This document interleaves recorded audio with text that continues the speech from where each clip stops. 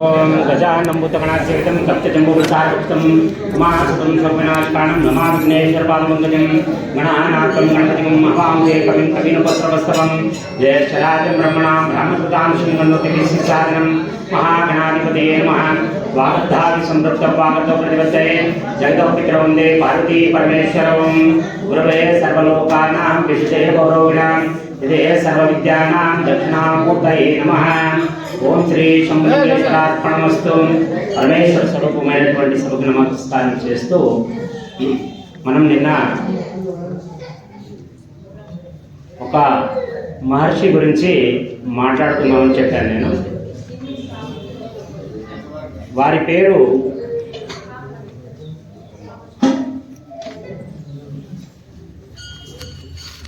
ఉపమన్యు మహర్షి.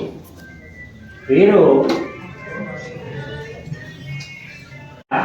శ్రీకృష్ణుడి చేత పాశుపత దీక్ష చేయించిన మహానుభావుడైన శ్రీకృష్ణుడికి కూడా జాంబవతికి ఒక సంతానలేమి కలిగినప్పుడు ఆమె బాధపడుతున్నప్పుడు నారదుడి ద్వారా శ్రీకృష్ణుడికి ఉపమన్యుడి వద్దకు వెళ్ళమని చెప్పినప్పుడు అప్పుడు కృష్ణుడి దంపతులు వెళ్ళి ఉపమన్యుడి దగ్గర పాశుపత దీక్ష తీసుకొని దాదాపు 16 నెలల దీక్షను ముగించిన తర్వాత వాళ్ళకి ఒక సంతానం కలుగుతుంది. అటువంటి మహానుభావుడు తన బాల్యంలో ఎలా ఉన్నాడో, అతని జీవితంలో జరిగిన సంఘటనలు ఏమిటి, అంత పెద్ద మహర్షి కావడానికి ఆయన బాల్యం ఎలా గడిచింది అనేది చాలా ముఖ్యమైన విషయం. ముఖ్యంగా స్వామిలో ఈ ఉపమన్యుడి కథ ఇప్పుడు పర్టికులర్గా మనకి ఈ పిల్లల విషయంలో చాలా ముఖ్యమైనది. మన భావి తరాలకు నేర్చుకోవాల్సిన విషయం ఈ ఋషి చరిత్రలో దొరుకుతుంది మనకి. ఇక విషయంలోకి వస్తే ఉపమన్యుడు బాల్యంలో చాలా కష్టాలు ఎదుర్కొంటాడు. 2 సంఘటనలు శివుని గురించి శివపురాణంలో ఈయన గురించి వస్తుంది. ఇప్పుడు అందులోని ఒక సందర్భాన్ని తీసుకుంటాను. ఈ సందర్భంలో ఏమవుతుందంటే ఈయనకి కనీస సంస్కారం లేకుండా, చదువు విద్యా సంస్కారాలు ఏవీ లేకుండా ఆయన తిరుగుతూ ఉంటాడు. అలా తిరుగుతూ ఒక గురువు దగ్గరికి వస్తాడు. ఆయన పేరు అయోధ్య ధౌమ్యుడు. అతని చాలా పెద్ద గురువు, చాలా పేరుగాంచిన ఋషి ఆయన కూడా. ఈ అయోధ్య ధౌమ్యుడి దగ్గరికి ఈ కుర్రాడు వచ్చినప్పుడు కొంచెం దయనీయ పరిస్థితిలో ఉంటాడు. అంటే సరైన బట్టలు లేక, చినిగిపోయిన వస్త్రాలు ధరించి, మనిషి కండపుష్టిగా ఉన్నా కూడా ఆయనకి మనకు కావలసిన ఆచారాలకు సంబంధించిన ఏ విషయం ఆ పిల్లోళ్ళలో కనిపించదు. ఆయన వచ్చి గురువు దగ్గర పాదాలకు నమస్కారం చేసి, గురువు గారు నాకు విద్య నేర్పండి అని నమస్కారం చేస్తాడు. అయోధ్య ధౌమ్యుడు ఆ కుర్రాడిని చూస్తాడు. డిసిప్లిన్ ఏమాత్రం లేని ఆ కుర్రాడికి చెప్పాలా వద్దా అని కొద్దిసేపు ఆలోచన చేస్తాడు. తర్వాత అనుకుంటాడు, అసలు పని గురువుది అదే కదా, ఎవరైతే మార్గాన్ని తప్పిపోతున్నారో మళ్ళీ వాళ్ళని కట్టిపడేసి ఒక మార్గంలో పెట్టాలా, గురువుగా అది నా గురుతర కర్తవ్యం. మంచోడికి ఎవరైనా చెప్తారో ఇలాంటి వాడికి చెప్పాలని చెప్పేసి గురువు ఒక సంకల్పం చేసుకొని ఆ కుర్రాన్ని తన ఆశ్రమంలోకి తీసుకుంటాడు.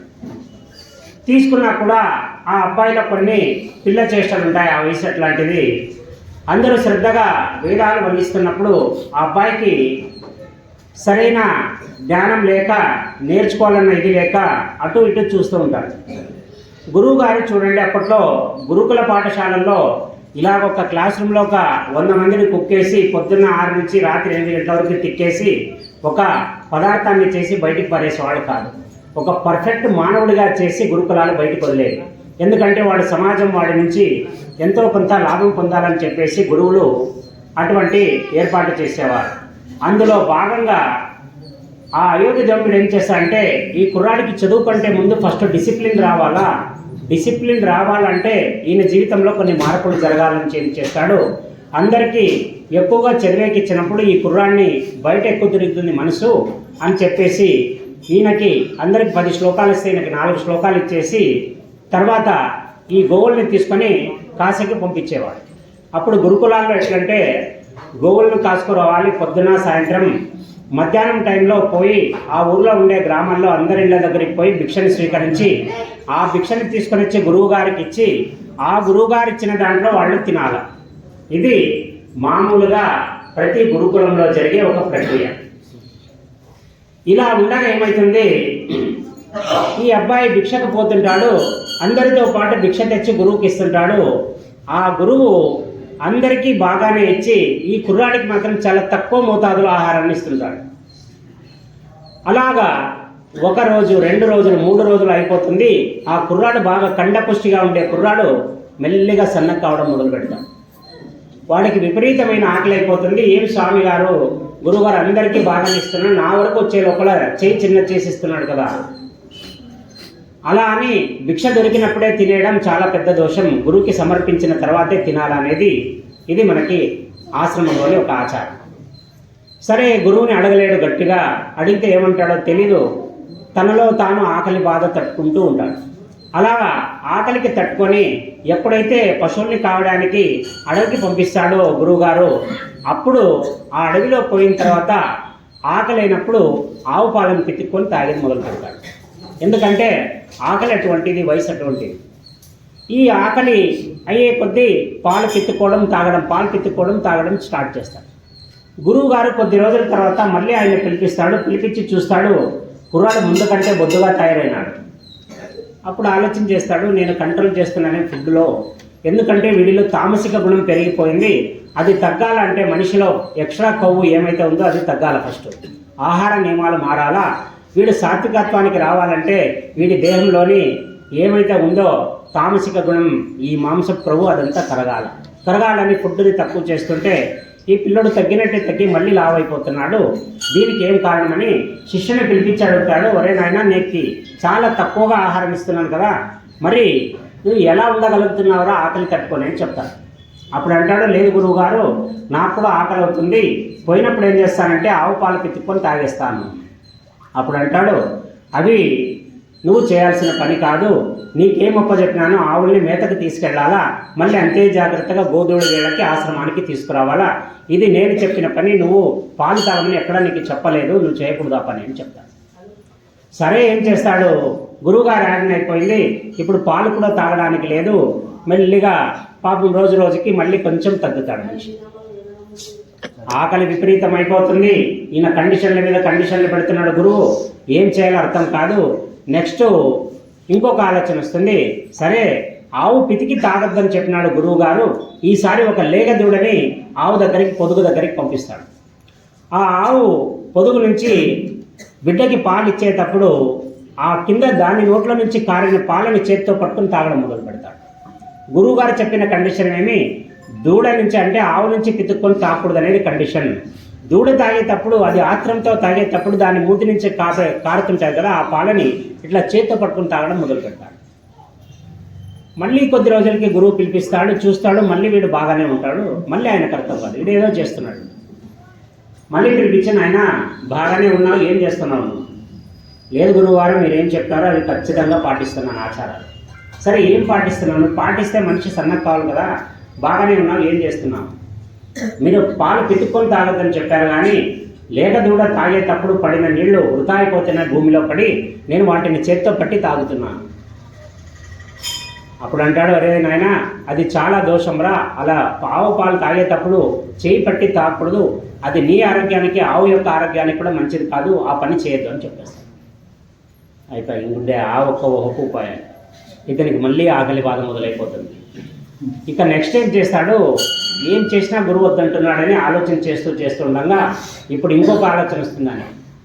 సరే, ఆవు పాలు కింద పడేటప్పుడు తాకూడదు, కానీ అవి బాగా తాగిన తర్వాత ఆవులకి, చిన్న లేగదూడలకి నురగ అంటుకొని ఉంటుంది మూతికి పాలు తాగి. ఆ నురగని తీసుకొని తినడం మొదలు పెడతాడు. మళ్ళీ చూస్తాడు గురువు, నిరంతర పర్యవేక్షణ ఉంటుంది ఒక గురువుకి శిష్యుడి మీద, వాడిని మార్చాలనుకున్నప్పుడు చూస్తాడు, మళ్ళీ ఏదో చేస్తున్నాడు. మళ్ళీ రాత్రి కూర్చోబెడతాడు, ఏం చేసినావు? లేదా, అన్నీ నేను చేయలేదు, లాస్ట్కి గాలికి పోయే నురగని పట్టుకొని తింటున్నాను అనుకుంటాడు. నువ్వు నురగ తిన్నా బాగానే ఉన్నావురా, నువ్వు ఇది కాదు, నువ్వు చేయకూడదు ఈ పని, అది కూడా మంచిది కాదు ఇంకా అనుకుంటాడు. ఇతను చంపాలని నేను ప్లాన్ చేసేసినాడు. చదివే చెప్పేలేదని అంటే యాదో నా మానాన్ని నేను పోతుంటేనే ఇతను చెప్తానని నన్ను ఇరికిచ్చేసినాడు. ఇప్పుడు పోయేకి లేదు, ఇడిసేకి లేదు, నాకైతే నా ప్రాణం ఈ ఆశ్రమంలోనే పోతుంది. అయిపోతుంది. కొద్ది రోజుల తర్వాత మళ్ళీ ఆకలి మొదలైపోతుంది. ఇప్పుడు ఏం చేయాలి, ఇంకా వేరే దారి లేదు, ఉండే కండిషన్లన్నీ పెట్టేసినాడు. ఆవు లేదు, బయట ఏం తినేది లేదు, భిక్ష తెచ్చింది సగం సగం ఇస్తాడు. ఇక ఫైనల్కి తిరుగుతూ తిరుగుతూ తిరుగుతూ ఆకలికి తట్టుకోలేక ఒక పెద్ద చెట్టు ఉంటుంది. ఆ చెట్టుకి మంచి ఆకర్షణీయమైన రంగులో కొన్ని ఎర్రని కలరు పళ్ళు ఉంటాయి. ఆ కుర్రాడి ఆకలి స్థాయి ఎలా పెరిగిపోయి ఉంటుందంటే అప్పుడు ఆకలి దొరికినట్టు తినే స్థాయిలో వచ్చేసి ఉంటుంది ఆ ఆకలి. అప్పుడు ఏం చేస్తాడు, ఆ చెట్టు ఎక్కి ఆ ఎర్రని ఫలాల్ని తెంపుకొని తినడం మొదలు పెడతాడు. అలాగా పళ్ళు తిన్న తర్వాత కొద్దిసేపటికి మత్తులాగా అనిపిస్తుంది. అలాగా ఒక పక్క ఆవుల్ని మేయడానికి ఇడిచింటాడు, ఒక పక్కన పళ్ళు తిన్న తర్వాత కొద్దిసేపటికి తల తిరిగినట్టు అనిపిస్తుంది. ఒక చెట్టు దగ్గరికి పోయి అలా మెల్లి కూర్చుంటాడు. కొద్దిసేపటికి ఎదురుగా ఉండే వస్తువులు మబ్బుగా కనపడడం మొదలు పెడతారు. ఇంకా కొద్దిసేపటికి ఆ అబ్బాయికి మెల్లిగా చీకటి అలుముకున్నట్లు అనుకొని తన 2 కళ్ళు పోగొట్టుకుంటాడు. ఎందుకంటే వాడు తిన్న ఫలాలు చాలా విషపూరితమైనవి. ఆకలిని తట్టుకోలేక బాగున్నాయని చెప్పేసి తినేంటాడు. అవి ఎప్పుడైతే దేహంలోకి వెళ్ళిపోతుందో ఆయన కళ్ళు ఫస్ట్గా మసకబారి తర్వాత అంధత్వం వచ్చేస్తుంది ఆ కుర్రాడి. పూర్తిగా గుడ్డివాడైపోతాడు. ఒక పక్క ఆవుల్ని ఎక్కడో వదిలింటాడు, ఈయన ఒక పక్కకి వచ్చేసినాడు. ఇప్పుడు ఇంటికి ఎలా వెళ్ళాలో తెలియదు. ఆయన వచ్చిండేదే అడవి. ఆ కుర్రాడికి భయం మొదలైపోతుంది. చీకటి అయ్యే కొద్దీ అరే ఆవులు ఎక్కడున్నాయి, గురువుగారు అడిగితే ఆవుల గురించి ఏం చెప్పాలో ఎక్కడున్నాయో తెలియదు, నాకు కళ్ళు కనపడడం లేదు, పోనీ ఎవరైనా సహాయం చేద్దామంటే ఈ అడవిలో ఏ వ్యక్తి దొరకడు కదా అని చెప్పేసి బాధపడుతూ భయపడుతూ ఆ కుర్రాడు లేచి పరిగెత్తడం మొదలు పెడతాడు అడవిలో. ఎక్కడో ఒక దగ్గర కనీసం ఆవుల మందలో పడిపోతే ఆవుల మంద వెళ్ళేటప్పుడు వాటి వెనకలు వెళ్ళిపోతే కూడా ఆశ్రమానికి వెళ్ళొచ్చు కదా అని ఆ కుర్రాడు ఆలోచన చేసి ఆవుల మందని వెతుక్కుంటూ మంద ఒక పక్క ఉంటే ఇంకొక పక్కకి వెళ్ళిపోతాడు శిష్యుడు. పోయే దారిలో పాపం ఎన్నో ముళ్ళు కాళ్ళకి ఒంటికి తను ఒంటి మీద వేసుకున్న వస్త్రాలన్నీ చినిగిపోతాయి. ఈ ఒంటికంతా ఈ ముళ్ళు గీరుకొని రక్తం దారగా కారణం మొదలు పెడుతుంది. ఆ కళ్ళు లేని దాంట్లో ఆయనకి ఏం జరిగిందో కూడా ఆయన చూసుకునే పరిస్థితి లేదు. అలా పరిగెత్తుకుంటూ దీనంగా అరుస్తూ కాపాడండి కాపాడండి, ఒకసారి గురువు పేరు చెప్తూ ఒకసారి తన సహచరుల పేరు చెప్తూ అరుస్తూ వీలైనంత ఇంకా అడవి లోపలికి వెళ్ళడం మొదలు పెడతాడు. ఎందుకంటే వాడికి తెలియదు ఏ పక్క పోతున్నాడు. ఇలా వెళుతుంటే ఒక పాడుబడ్డ బావి ఉంటుంది. అక్కడికి పోయి మెల్లిగా దాటుతూ ఉన్నప్పుడు ఒక గోడలాగా కనిపిస్తుంది. ఇదేదో ఇంటి గడప అనుకొని దాన్ని దాటే ప్రయత్నం చేసి ఆ లోతైన నీళ్లు లేని బావిలో పడిపోతాడు. ఇక అప్పటికే బయట ఉంటేనే కనిపెట్టడం కష్టం, అటువంటిది బాగా లోపల ఉండే బావిలో పడిపోతాడు. పడిపోయిన తర్వాత అరవడం మొదలు పెడతాడు. ఎముకలు విరిగినాయో ఏమో తెలీదు, లేచి నిలబడడానికి రావడం లేదు. చాలా కష్టమైన గురువుగారిని అరుస్తాడు, కాపాడండి గురువుగారు ఆయన ఎక్కడ ఈయనెక్కడ. ఇలా జరిగేటప్పుడు గురువుగారు చూడండి కరెక్ట్ గోధుడి టైంకి ఆవులు టెన్షన్గా ఆశ్రమానికి వచ్చేస్తాయి. వీళ్ళు వెంట తోడుకొని వెళ్ళినా ఈయన రాడు, ఉపమన్యుడు రాడు. గురువుకి భయం అవుతుంది, విన్ని మరీ ఎక్కువ కష్టపడినా విన్ని నాకు చెప్పకుండా ఏమైనా వదిలేసి వెళ్ళిపోయినాడా? లేదు అలాంటి ముండోడు. వాడు ఎట్లా ముండోడంటే ఎన్నిసార్లు పరీక్ష పెట్టినా నిలబడినోడు, వాడైతే వెళ్ళేవాడు కాదు, వాడు గట్టి చిత్తం గలవాడు, వాడిని ఎలాగైనా వెతకాలని చెప్పేసి ఒక 4 శిష్యులు వెంటేసుకొని ఆయన అడవిలో వెతుక్కుంటూ వెళ్తాడు. శిష్యుడు పేరు నాయన ఉపమన్యు ఎక్కడున్నావు అని అనుకుంటూ అక్కడ కుర్రాడికి ఆయనకి గట్టిగా అరుస్తూ శబ్దాలు చేస్తూ అడవిలోకి వెళ్తారు. తీరా వెళ్ళి చూస్తే ఎక్కడో ఒక దగ్గర మంద స్థాయిలో అరుపులు వినపడడం మొదలు పెడతారు. అప్పుడు చూస్తారు ఏ పక్క వస్తుంది సౌండ్ అని ఆలోచన చేసి అందరూ కలిసి కరెక్ట్గా వస్తారు. అక్కడ ఒక పాడుబడ్డ బావిలో ఈయన లోపల పడిపోయాడు. ఈయన ఎటువంటి పరిస్థితిలో ఉన్నాడో ఆ కుర్రాడికే తెలీదు. పైన గట్టి అరుస్తుంటాడు. ఆయన వచ్చి గురువు గారు చెప్తారు, ఉపమన్య నేను వచ్చేసినాను, బాధపడద్దు, నిన్ను తీస్తాం బయటికి. ప్రాణం లేచినంత పని అవుతుంది ఆయన పాపం. అనుకుంటాడు నేను ఇక్కడే చచ్చిపోతానేమో అనుకున్నాను, గురువుగారు కాపాడడానికి వచ్చినారు అని చెప్పేసి మెల్లిగా శిష్యుల సహాయంతో కొన్ని తీగల్ని తీసి కింద వేసి ఆయన మెల్లిగా పైకి లాగుతారు. లాగిన తర్వాత ఆయన నిలబెట్టి ఏం నాయన ఏం జరిగింది, ఎందుకు ఇలా ఉన్నావు అంటే, లేదు గురువుగారు ఆకలి తట్టుకోకుండా లేకుండా నేను ఏవో పళ్ళు దొరికినా తినేసినాను, తిన్న తర్వాత నాకు ఇదైంది. అప్పుడు గురువు అడుగుతాడు, ఎటువంటి పళ్ళు తిన్నావు నువ్వు అంటే చెప్తాడు వాటి గుర్తులు. అప్పుడు అంటాడు, ఒరే నాయనా, నువ్వు అంధత్వాన్ని తెప్పించే పళ్ళని తిన్నావురా, అందుకే నీ కళ్ళు పోయినాయి. ఇప్పుడు ఏం చేయాలా? గురువు ఉన్నాడు, శిష్యుని పరీక్ష పెట్టాడు, వాడు ఇరుక్కున్నాడు. ఇప్పుడు గురువే బయటికి తీయాలి వాడిని, ఎందుకంటే గురువు ఆశ్రమంలో ఉన్నాడు, గురువు బాధ్యత అది. అప్పుడు గురువు చెప్తాడు, ఒరే నాయనా, నీకు ఒక విద్య నేర్పిన. ఏం విద్య అది అంటే, నువ్వు కష్టాల్లో ఉన్నప్పుడు ఆరోగ్యానికి సంబంధించిన ఎటువంటి ఇబ్బంది కలిగినా కూడా అశ్విని దేవతల యొక్క ఒక స్తోత్రం నీకు చెప్పినాను. దాన్ని మనస వాచ కర్మణ, ఏదో శ్లోకం చెప్పినట్టు కాకుండా మనస్ఫూర్తిగా భావనాత్మకంగా అశ్విని దేవతల్ని ఆహ్వానం చేయి. వారు వచ్చిన తర్వాత నీ ఇబ్బందిని చెప్పు, వాళ్ళు మాత్రమే తీర్చగలరు. ఈ పనిని నేను కూడా చేయలేను, ఎందుకంటే నీకు సలహా మాత్రమే ఇవ్వగలను, కానీ తపస్సు నువ్వు చేయాల్సిందే. అప్పుడు ఆ కుర్రాడికి ఆ శ్లోకాన్ని గుర్తు చేసి గురువుగారు తన శిష్య పరివారంతో పక్కన నిలబడతాడు. అక్కడ ఉపమన్యుడు శ్లోకం మనస్ఫూర్తిగా భావనాత్మకంగా చెప్పడం మొదలు పెడతాడు. ఎందుకంటే ఒక మనిషికి సంతోషంలో ఉన్నప్పటికీ బాధలో ఉన్నప్పటికీ భావనలో మార్పు వచ్చేస్తుంది. ఎవరైతే ఎక్కువగా బాధలో ఉంటారో వాడికి జీవితం బాగా అర్థమవుతుంది. అలాగా ఎప్పుడైతే విపరీతమైన బాధ అనుభవిస్తున్న ఉపమన్యుడు తన స్తోత్రాన్ని అశ్విని దేవతలకు మనస్ఫూర్తిగా పాడడం చేత అశ్విని దేవతలు ఇద్దరు ప్రత్యక్షమైపోతారు. ఒరే నాయన, నువ్వు చాలా హృదయంగా మమ్మల్ని కీర్తిస్తున్నావు, ఇదో నీకు ఏం కావాలో కోరుకో. అప్పుడు అంటారు, మీకు తెలియంది కాదు, నేను రెండు పళ్ళను తినేసి ఈ కళ్ళను పోగొట్టుకున్నాను, నాకు ఈ కళ్ళు తిరిగి రావాలా. అప్పుడు అంటారు, సరే ఒక పని చేయి అని చెప్పేసి ఒక మధుర పదార్థాన్ని, అంటే ఒక తీపిగా ఉండే ఒక పదార్థాన్ని, ఇదో ఈ తీపి పదార్థాన్ని చేతికి ఇస్తున్నాము, దాన్ని తిను, నీ అంధత్వం వెళ్ళి నీకు కళ్ళు వస్తాయని చెప్తారు. అప్పుడు అంటాడు, అయ్యా అయ్యా, ఆ పని మాత్రం చేయకండి, నా గురువుగారు వినంత వరకు నేను బాగానే ఉన్నాను.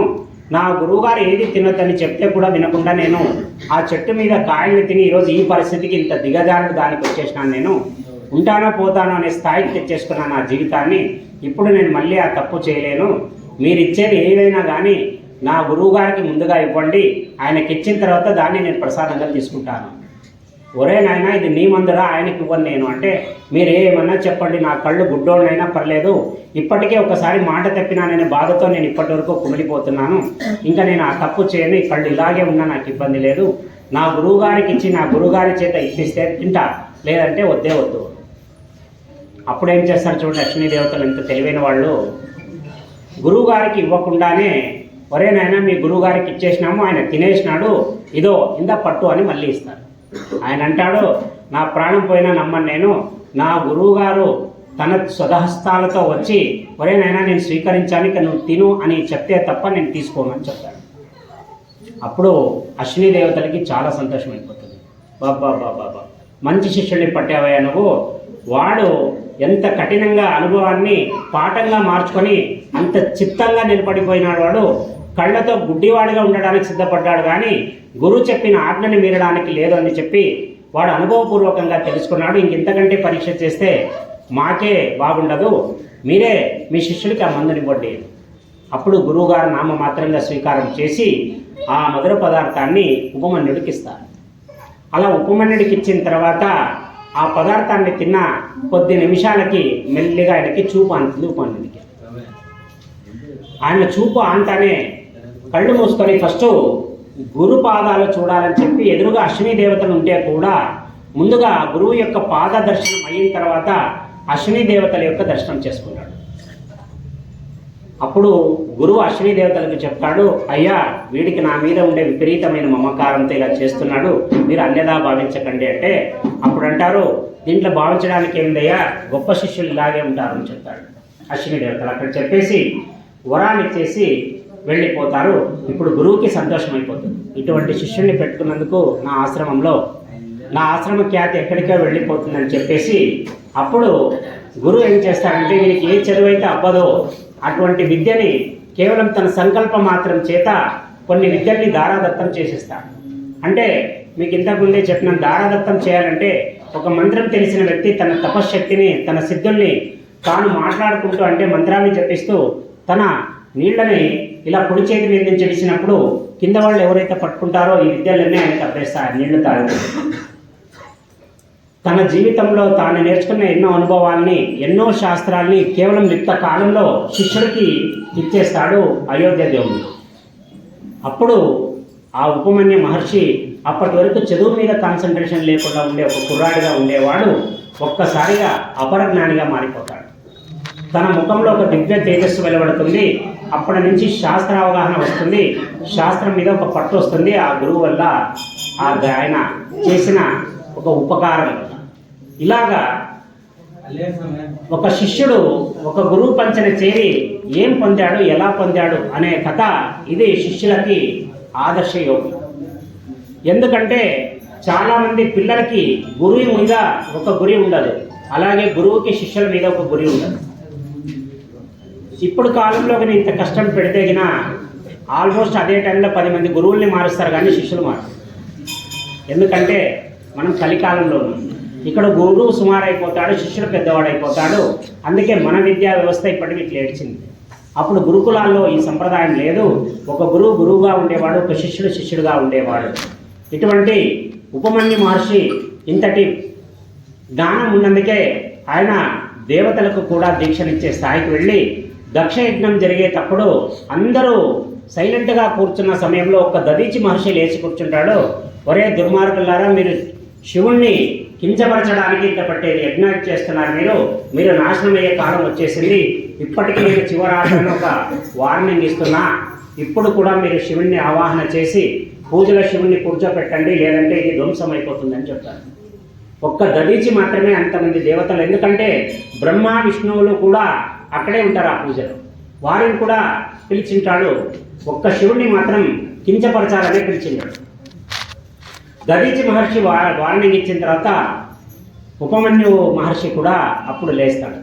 మీరు చాలా తప్పు చేస్తున్నారు. ఏ యోగం చేసినా, అంటే ఏ యజ్ఞం చేసినా, ఏ యాగం చేసినా ఈశ్వరుడు లేకుండా ఏది సంపూర్ణం కాదు. అది దక్షయజ్ఞం అనేది నిరీశ్వర యాగం, అంటే ఈశ్వరుడు లేని యాగం. అందుకే ఆ యజ్ఞం నాశనం అయిపోతుంది. దాని కథ, అమ్మవారు సతీదేవి అవమానింపబడి అక్కడికి పోయి ఆ యజ్ఞకుండంలో దూకడానికి వెళ్తే అగ్నిదేవుడు ప్రత్యక్షమై, అమ్మ నిన్ను కాల్చే శక్తి నాకు లేదు అని అంటే, ఆమెకుండే కోపానికి ఏం చేయాలో అర్థం కాక తన బుటన వేలిని నేలకి గట్టిగా రాసి ఒక యోగాగ్నిని సృష్టించి ఆ అగ్నిలో ఆయన దహించుకుపోతుంది. ఇది తెలిసిన పరమశివుడు కోపోద్రిక్తుడైపోయి తన జటంలోంచి ఒక జటాన్ని తీసి కింద నేలకు కొట్టి వీరభద్రుని పుట్టిస్తాడు. వీరభద్రుడు పుట్టడం వీరత్వంలో నుంచి పుడతాడు. ఆయన పుట్టడమే తర్వాయి అని అడుగుతాడు, ఏం కావాలో మీకు చెప్తాడు. దక్షయజ్ఞంలో ఉండే ఎవ్వడు బతకూడదు, నా సతీదేవిని కడుపులో పెట్టుకున్న ఆ యజ్ఞంలో అవశేషాలు కూడా మిగలకూడదు, నువ్వేం చేస్తావో మొత్తం శత్రునాశనం చేసి నాకు అనుకోవడం చెప్తాడు. ఆయన అదే మాటని కాసు కూర్చున్న వీరభద్రుడు బ్రహ్మాండంగా చెలరేగిపోయి మొత్తం తన భూతాన్ని, ఏదైతే భూత గణాలు ఉన్నాయో వాటిని తీసుకుని ఒక్కసారిగా ఒక్క ఉదుటున దక్షయజ్ఞం మీద పడిపోతారు. అక్కడ ఉన్న ఋషుల్ని ఉరికెత్తిచ్చి చాలా మందిని చెప్పేస్తారు. దాంట్లో చేయడానికి వచ్చిన వాళ్ళని, దేవతల్ని, పరివార దేవతల్ని ఎక్కడ గొడ్డలి దొరికితే అక్కడ గొడ్డలేట వేసుకుంటూ పోతూ చివర అక్కడికి ఆదిత్యులలో 12 మంది ఆదిత్యులు, సూర్యులు మనం ఒక్కరిని చూస్తాం, ఇటువంటి వాళ్ళు ఈ సృష్టిలో 12 మంది ఉన్నారు. వాళ్ళని ద్వాదశ ఆదిత్యులు అంటారు. అటువంటి ఆదిత్యులో ఒక ఆదిత్యుడు నవ్వితే ఆయన దవడని పెరికేసి పక్కకి తీస్తాడు వీరభద్రుడు. ఒక ఋషి కించపరిచింటాడు, ఆయన్ని ఆ గడ్డంతో పాటు చర్మాన్ని ఉడేచ్చేలాగా పెరికేస్తాడు వీరభద్రుడు. అంతటి క్రోధోద్రిక్తుడై వీరభద్రుడు మొత్తం దక్షయజ్ఞాన్ని సర్వనాశనం చేసేసి నిలబడిపోతాడు. ఒక్క దక్షుడిని చాలామందికి డౌట్ వస్తుంది, దక్షుడికి ఇన్ని జీవాలు ఉండగా ఒక్క ఆ పొట్టేలు ముఖమే ఎందుకు పెడతారు అని చాలామందికి సందేహం. మీరు వీరభద్రుడి బొమ్మ ఎక్కడైనా ఉండేది చూసండి, చూస్తే ఒక పక్క దక్షుడు ఉంటాడు, ఒక పక్క ఆయన భార్య ఉంటుంది. ఎందుకు గొర్రె తలనే పెడతారు అంటే, అప్పట్లో యజ్ఞం చేసేటప్పుడు యజ్ఞ జంతువు అని ఒక జంతువుని కట్టేవాడు.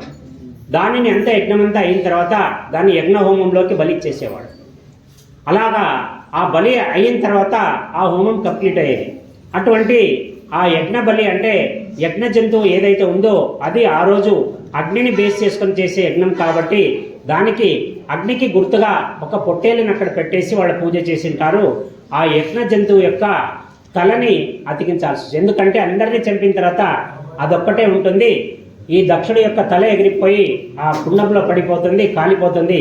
తర్వాత అతని భార్య పరమ సాధ్యమని శివభక్తురాలు వచ్చి శివుడి కాళ్ళ మీద పడుతుంది.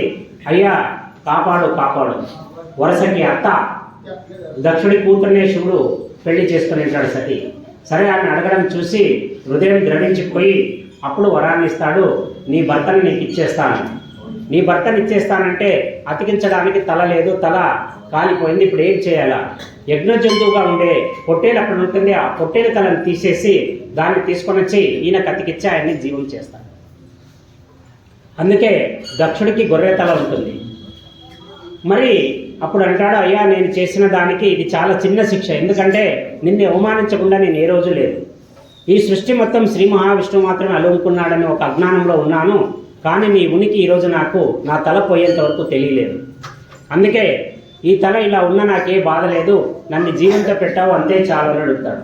అప్పుడు శివుడు భక్తవత్సలుడు అంటాడు, ఎంతైనా పిల్లనిచ్చిన మామ అవుతాడు కాబట్టి నువ్వు ఈ తలతో మొత్తం భారతదేశంలో ఉండే తీర్థక్షేత్రాలన్నీ తిరుగు. ఏదో ఒక చోట నీ తల ఎండిపోయి మళ్ళీ నీ యథాతల నీకు దొరుకుతుంది అంటే ఆ తల ఎక్కడొస్తుంది ఆయనకంటే ప్రయాణంలో ఉన్నప్పుడు కాశీ క్షేత్రంలో దక్షుడు కాలు పెట్టిన తర్వాత ఆయనకి గొర్రె తల పోయి మనిషి తల వస్తుంది. అటువంటి పుణ్యధామం కాశీ క్షేత్రం. ఇలాగా దక్షయజ్ఞం ముగుస్తుంది. ఇలాగా ఈ ఉపమన్యు కథ ఏం చెప్తుంది అంటే ఇక్కడ నుంచి స్టార్ట్ అయ్యి ఒక చిన్న శిష్యుడిగా ఉండి దక్షయజ్ఞంలో శివుడి తరపున మాట్లాడే స్థాయి తెచ్చుకొని అక్కడ నుంచి శ్రీకృష్ణుడికి పాశుపత దీక్ష ఇచ్చి అందరినీ ఈరోజు వరకు మాకి ఎన్నో శ్లోకాలను అందించిన మహానుభావుడు ఈ ఉపమన్యు. ఇందులో కథ సారాంశం ఏమిటంటే ఒక గురువుని నమ్మిన తర్వాత త్రికరణ శుద్ధిగా నమ్మాలి. వాడు పాల ముంచినా నీట ముంచినా నీదే భారం అనుకొని దిగేంత వరకు నువ్వు ఎన్ని పరీక్షలన్నా చేయి, దిగిన తర్వాత ఏ పరీక్ష చేయకూడదు. ఎందుకంటే నువ్వు పరీక్ష చేస్తున్నావంటే నీలో నమ్మకం తగ్గిందని అర్థం. నమ్మకం లేని చోట ఏ విద్య ఫలించదు. నువ్వు చేరడానికి ముందు 100 టెస్టులు పెట్టే గురువుని వీడు కరెక్టా కాదా అని దాంట్లో తప్పే లేదు. ఎందుకంటే వివేకానంద స్వామి రామకృష్ణ పరమహంస వారిని 3 సార్లు పరీక్ష చేసిన తర్వాత శిష్యరికాన్ని స్వీకరిస్తాడు. కానీ ఒక్కసారి గురువుని నమ్మి గురువు పాదాలు పట్టిన తర్వాత ఏమైనా కానీ ఇది నువ్వే అనుకో, అప్పుడు నువ్వు ఉద్ధరింపబడతావు. నీతో పాటు ఇలాంటి శిష్యుని పొందిన గురువు కూడా ఉద్ధరింపబడతాడని చెప్పడానికి ఈ కథ మనకి ఉదాహరణగా నిలుస్తుంది. ఇక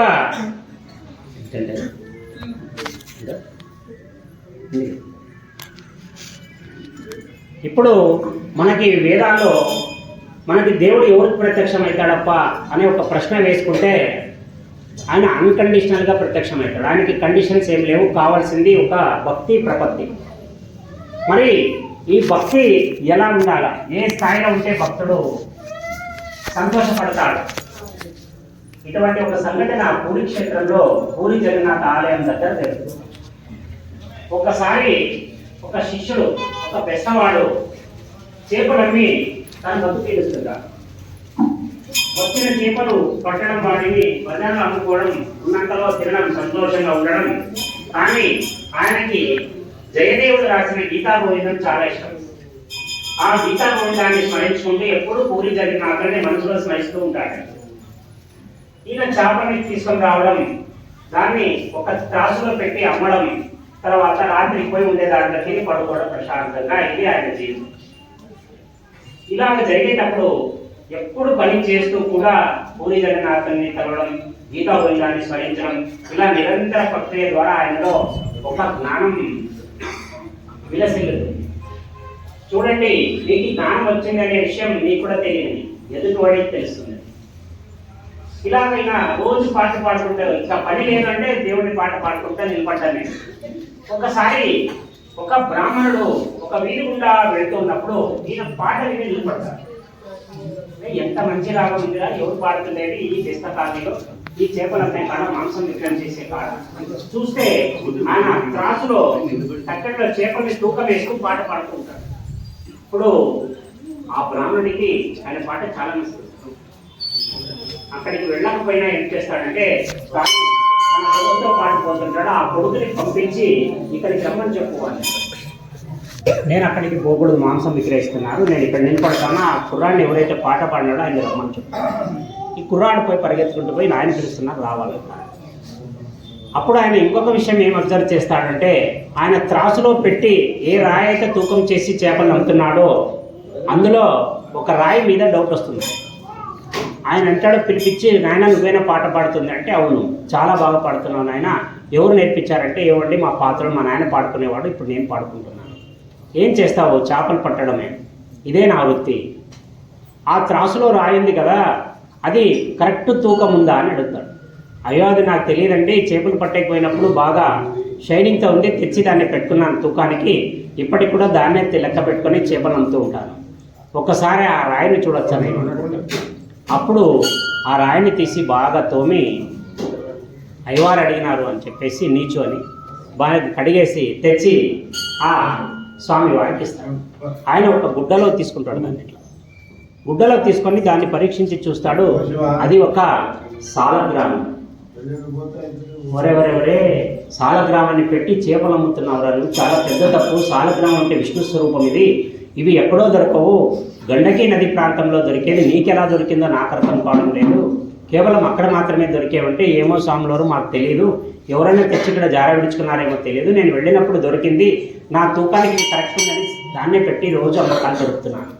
రే నీ రోజు నువ్వు తెలియక చేసినావు, ఇప్పుడు తెలిసి తప్పు చేయొద్దు, దయచేసి సాలగ్రామాన్ని ఇచ్చేసే, దాన్ని పూజా మందిరంలో పెట్టి పూజ అంటాడు. స్వాములవారు మీ అంత నియత్తగా ఉండలేము, మాకు మడిగిడంటే మేము నీచమ్మే వాళ్ళు, మేము యాడ్ చేస్తాము, ఇది కావాలంటే మీ ఇంట్లోనే పెట్టుకుని మీరే పూజ చేయండి అని చెప్తారు. బ్రాహ్మణుడు ఒప్పుకొని అక్కడి నుంచి ఆ సాలగ్రామాన్ని తీసుకెళ్ళి దానికి శుద్ధి చేసి 3 రోజులు ఆవు పాలల్లో పెట్టి 4వ రోజు పీఠం మీద పెడతాడు. అలా పెడతాడు. పెట్టిన తర్వాత పూజ చేసి రోజు పడుకునేటప్పుడు ఆయనకి పూరి జగన్నాథుడి మాటలు వినిపిస్తుంటాయి. ఈయనకు అర్థం కాదు, ఏం మాటలు వినిపిస్తున్నాయి, ఎవరు మాట్లాడినట్లు అనిపిస్తుంది కదా అని నిద్రల నుంచి లేవడం, మళ్ళీ చుట్టూ చూసుకోవడం, ఎవరు లేకపోవడం, మళ్ళీ పడుకోవడం, ఇలా 3 రోజుల నుంచి వస్తుంటే 3వ రోజు కలలో సాక్షాత్ పూరి జగన్నాథుడే ప్రత్యక్షమవుతాడు. ఒరే నాయన, నన్ను తీసుకెళ్ళి నీవు ఎక్కడ తీసుకున్నావో ఆయనకి ఇచ్చేసేయండి. ఆయనకు అంటాడు, స్వామి నేనేం తప్పు చేసినానని అడుగుతాడు కల్లోనే. ఆయన అంటాడు, ఒరే వాడు పాడినంత మధురంగా పాటలు పాడలేకపోతున్నావురా, నాకు ఆ పాటలు చాలా నచ్చాయి, నన్ను అక్కడే వదిలేసేయని చెప్తాడు. పటాలను లేసేస్తాడు. అప్పటికి కరెక్ట్ 4 గంటలు టైం ఉంటుంది. పొద్దునే స్నానం చేస్తాడు, సాలగ్రామాన్ని తీసుకొని ఎలా పూజలో చేసింటాడో అలాగే తీసుకొని పోయి ఆ బెస్తవాడి ఇంటి తడతాడు తలుపు. ఒరే నాయన, నా దగ్గర కుదురుబాటుగా ఉండట్లేదురా నాయన, నువ్వే తీసుకో, ఈయన నా దగ్గర ఉండట్లేదు, నీ పాటలే కావాలంట, నీ పాటలు 3 రోజుల నుంచి వెళ్ళాక ఆయన రోజు పేశాడుతున్నాడు, నాకు అర్థం కాక ఈరోజు అర్థమైంది, తీసుకో, నువ్వు నీ దగ్గరే పెట్టుకో. ఆ బెస్తవాడి కంటి నిండా నీళ్ళు వచ్చేస్తాయి.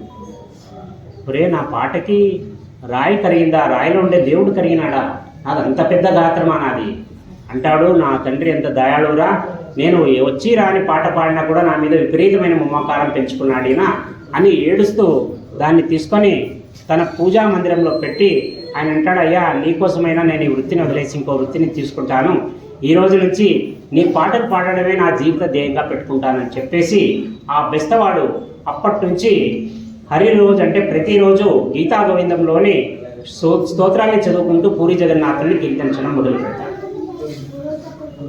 ఇది ఒక కథ కాదు.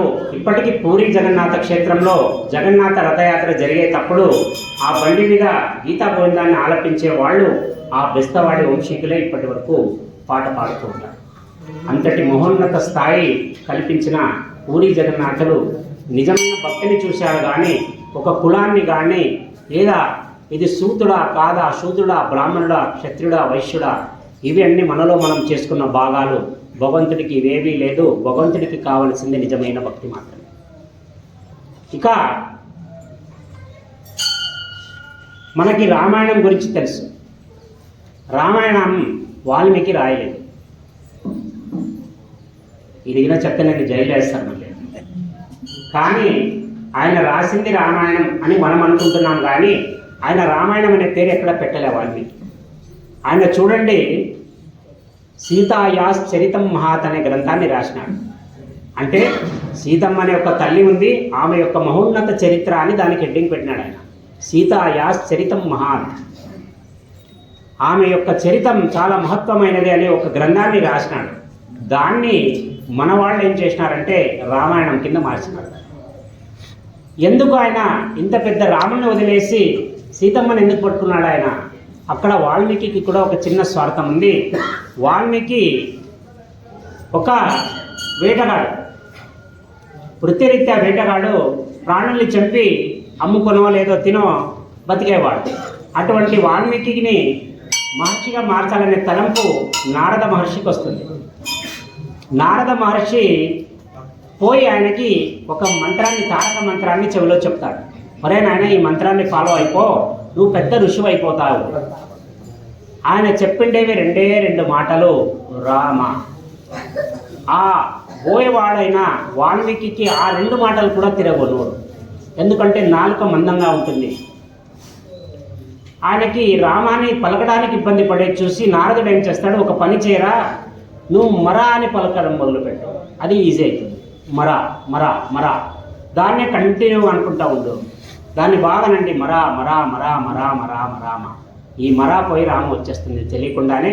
నీలో ఈ మరా పోయి రామ అనే నామాన్ని కూర్చోపెట్టేస్తుంది మనసు అని ఆయనకి ఎప్పుడైతే ఈ మరా అనే నామాన్ని సూచించిన తర్వాత ఆయన కంటిన్యూగా చెప్పడం ద్వారా అది రామగా మారిపోతుంది.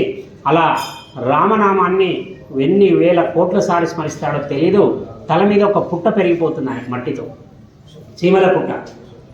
కానీ లోపల నుంచి ఆయన తపస్సు అలాగే నిమగ్నం అయిపోయి లోపల ట్రాన్స్లోకి వెళ్ళిపోతాడు. ఆయన ఎన్ని రోజులు అలా ఉంటాడో తెలియదు. చివరాఖరికి మళ్ళీ నారద మహర్షి అటువైపు వెళ్ళేటప్పుడు ఎందుకు ఇంతటి వైబ్రేషన్ వస్తుంది? బాగా చూడండి, మనకి పాత సినిమాల్లో చూపిస్తుంటారు. ఎవరైనా తపస్సు కూర్చుంటే ప్రపంచమంతా అల్లకల్లోలంగా అయ్యేలా చూపిస్తాడు. ఫస్ట్ టెన్షన్ పుట్టేది ఇంద్రుడికి, ఎందుకంటే నా పదవి పోతుందని. ఎందుకు అలా మనకి చూపిస్తారు అంటే, నిజంగా ఒక తపస్సు చేసిన తర్వాత అక్కడ చుట్టూ వైబ్రేషన్స్ మొదలైపోతాయి. ఆ వైబ్రేషన్స్ ఏ స్థాయిలో ఉంటుందంటే ఒక మనిషి నిలబడలేరు, ఒక్కొక్కసారి ప్రకృతి కూడా తట్టుకోలేరు. వాల్మీకి అంతటి తపస్సు చేసిన తర్వాత రామనామాన్ని కొన్ని వేల కోట్ల సార్లు ఆయన చెబుతూ ఉండగా ఆయన విశిష్టమైన ఒక పెద్ద శక్తి ఆవహింపబడుతుంది. అప్పుడు నారదుడు ఆ పుట్ట పెరిగినప్పుడు చూడండి, ఎప్పుడైనా పుట్ట తీయాలన్నప్పుడు ఒక పద్ధతి ఉంటుంది. దాన్ని ఎట్లా దొరికితే అట్లా గడపరకు తీయరు. ఎవరైనా పుట్ట తీసే పల్లెటూరులో వాళ్ళకైతే అర్థమవుతుంది. ఆ పుట్టను తీయడానికి ఫస్ట్ పూజ చేస్తారు, దానికి నాగులకి పూజ చేస్తారు. ఎందుకంటే అది ఏదైనా నాగుకు ఆవాసం అయి ఉంటే నన్ను క్షమించని క్షమాపణ కోరి అప్పుడు దాన్ని ఒక్కసారిగా కూల్చరు. నీళ్లను తెచ్చి చిన్నగా పోస్తూ వస్తారు. మళ్ళీ దబ దబ దబ దబ కూడా పోయరు. చిన్నగా ఒక పక్క నుంచి నీళ్లు పోస్తూ వస్తే ఆ నీళ్ల దాటికి అది కరిగిపోతూ వస్తుంది. ఇంకా బాగా ఉండేవాళ్ళైతే నెయ్యి పోస్తారు. అలా పోస్తే ఆ మట్టి ఒక్కొక్క లేరు కిందికి జారుతూ వచ్చిన తర్వాత అక్కడ బహిర్ముఖుడు అవుతాడు వాల్మీకి మహర్షి కూర్చొనేటాడు లోపల. అంటే వాల్మీకి జననం శూద్ర జననం అయినప్పటికీ కూడా ఆయన మరో జన్మ తీసుకునేది ఒక పుట్టలో నుంచి తీసుకున్నాడు. అంటే మట్టిలో నుంచి బయటకు వచ్చినాడు అని. ఈ ఒక్క స్వార్థంతో ఈ వాల్మీకి మహర్షి సీతాదేవి యొక్క టైటిల్ పెట్టేస్తాడు. ఎందుకంటే ఆమె కూడా అయ్యో నిజ, మనిషికి పుట్టలేదు, ఆమె భూమిలో ఒక పెట్టెలో దొరుకుతుంది. జనక మహారాజుకి ఆయన నాగలి వేసి పూజ చేసేటప్పుడు ఒక పెట్టె తగిలి ఆ పెట్టెలో నుంచి బయటికి తీస్తే అమ్మ సీతమ్మ వారు అందులో బాల్య రూపంలో ఉంటుంది. ఆమె కూడా మట్టిలో పుట్టింది, నేను కూడా మట్టిలో నుంచి బయటికి వచ్చాను కాబట్టి ఆమె నాకు దేవత ఉన్నట్ల, మేమిద్దరూ ఒకటే కాబట్టి ఆమె తరపున పెడతానని చెప్పేసి ఈ వాల్మీకి సీతాయ చరితం మహాత్ అనే గ్రంథాన్ని రాసినాడు. అది కాలానుగుణంలో మనకి రామాయణంగా మారింది. ఇందులో కూడా మీకు రావచ్చు, ఏమండి సీతాదేవి పేరు లేకుండా ఎలా రాస్తారు? మూల గ్రంథమే సీత కదా. ఇక్కడ నేను ఇంతకుముందు చెప్పిన శివాయ నమశివాయ మంత్రం యొక్క రహస్యాన్ని మళ్ళీ ఒకసారి చెప్తా. ఒక అక్షరాన్ని ఆత్వంతో పలికితే అది అమ్మవారి స్వరూపంగా మారిపోతుంది. అంటే ఒక పురుష శక్తి ఎలాగో ఒక స్త్రీ శక్తి ఎలాగో ఇవి రెండు మిళితమైతేనే ఒక అఖండమైన శక్తి ఉద్భవిస్తుంది. అలాగా రామ అంటే రాముడైతే, రామా అంటే సీతాదేవి. రామాయణంలో రాముడు ఉన్నాడు, రామ అంటే సీత కూడా ఉంది కాబట్టి అది రామాయణంగా మారి ఈరోజు మనం చదవగలుగుతున్నాం. ఇది రామాయణం రాయడానికి మూల కథ ఎక్కడి నుంచి వచ్చింది? ఎందుకు రాముడి గురించి రాయాలా, సీత గురించి రాయాలా అంటే, ఒకసారి జ్ఞానం వచ్చిన తర్వాత నారదుని దర్శనం అయిన తర్వాత ఇదే వాల్మీకి మళ్ళీ నారదుని అడుగుతాడు, అయ్యా నువ్వు జ్ఞానం అయితే ఎక్కించినావు, ఇప్పుడు నేనేం చేయాలా? ఒక మంచి వ్యక్తి గురించి నా పాండిత్యాన్ని బుక్ చేయాలనుకుంటున్నాను, రాయాలనుకుంటున్న ఒక గ్రంథాన్ని ఎవరి గురించి రాయాలని నారదుడిని అడుగుతారు. మరి పలికిండేది రామనామాన్ని, వచ్చిండేది జ్ఞానం. ఎవరి గురించి రాయాలని నారదుడిని అడిగితే నారదుడు ఏం చెప్తాడంటే, ఒక సద్గుణాల సంపన్నుడు, యావత్తు సృష్టిలో నేను ఇప్పటి వరకు చూసిన దాంట్లో మానవ దేహం ధరించి అన్ని రకాలుగా పండినటువంటి ఒక వ్యక్తిని పరిచయం చేస్తా, చూడు వీలైతే ఆయన గురించి రాయని చెప్పేసి ఆయన కథని, రామాయణాన్ని క్లుప్తంగా వాల్మీకి చెప్తాడు. అప్పుడు ఆయన ఫిక్స్ అవుతాడు, కథ అంటూ రాస్తే ఇలాంటి మహానుభావుడి కథ రావాలా, ముందు తరాలకి ఇటువంటి వారి కథలు ముందుకు వెళితే జనాల్లో కూడా చాలా నైతిక విలువలు పెరుగుతాయని చెప్పేసి అప్పుడు వాల్మీకి సంకల్పం చేసుకుంటాడు రాముడి గురించి ఒక కథ రాయాలని. అది ముందు కాలంలో రామాయణంగా వ్యవహరించబడుతుంది. ఇది రామాయణం ఎందుకు రాముడి గురించే రాయాల్సి వచ్చింది వాల్మీకి అనడానికి ముఖ్యమైన విషయం ఏమంటే, ఇక్కడ నారదుడు ఒక మంచి వ్యక్తి గురించి చెప్తే ఇంకా ఈ కథ వదిలేసి ఇంకో కథ ఎందుకు రాయాలని చెప్పేసి సద్గుణాల సంపన్నుడైనటువంటి ఆ రాముడి యొక్క కథని మనకు అందించిన మహానుభావుడు వాల్మీకి మహర్షి. ఇక చివరాఖరిన మనకి మహాభారతంలో ఒక సందర్భంలో శ్రీకృష్ణుడు ఒక మాట చెప్తాడు, దైవానికి భయపడు, భయపడకపో నీ ఇష్టం. దైవానికి భయపడు, భయపడకపో అది నీ ఇష్టం, కానీ కర్మకు ఖచ్చితంగా భయపడు. ఎందుకంటే దేవుడు భయపడేది కూడా ఈ కర్మ. దీనికి ఉదాహరణ అంతటి మహచ్చరిత్ర కలిగిన రాముడు చివరాఖరికి సరియూ నదిలో ప్రాణం త్యాగం చేసేస్తాడు. పరంధామానికి చేరడానికి సరియూ నదిలోకి దూకేస్తాడు రాముడు. ఇది రామాయణంలో అతి బాధాకరమైన విషయం. ఇక రెండవది, కృష్ణుడు తన ఒక బోయవాడ వేసిన బొటనవేలి గాయం వల్ల ప్రాణం వదిలి 4 నుంచి 5 రోజులు శవ సంస్కారం లేకుండా పడిపోతాడు, కేవలం ఈ కర్మ ఫలితం వల్ల. గాంధారి శాపం కావచ్చు, ఇంకా ఈయన చేసిన ఇవే కాదు. అందుకే అంటాడు ఆయన, దేవునికి నువ్వు భయపడకపోరా నాయన, నీ కర్మ అనేది ఉంది చూడు, దీనికి మాత్రం నువ్వు ఖచ్చితంగా భయపడి తీరాలా. ఎందుకంటే దేవుడు కూడా ఒకనాటికి భయపడతాడు ఈ కర్మకి. కర్మని తప్పించుకొని మనం ఎవ్వరూ పోలేం. ఈనాటి కర్మ రేపటి నీ భవిష్యత్తుని శాసిస్తుంది. అందుకే ఈరోజు నువ్వు జాగ్రత్తగా ఉండగలిగితే రేపు అనేది స్వర్గధామంగా ఉంటుంది అని చెప్తూ దాన్ని ముగిస్తాం. మళ్ళీ రేపు మాట్లాడదాం.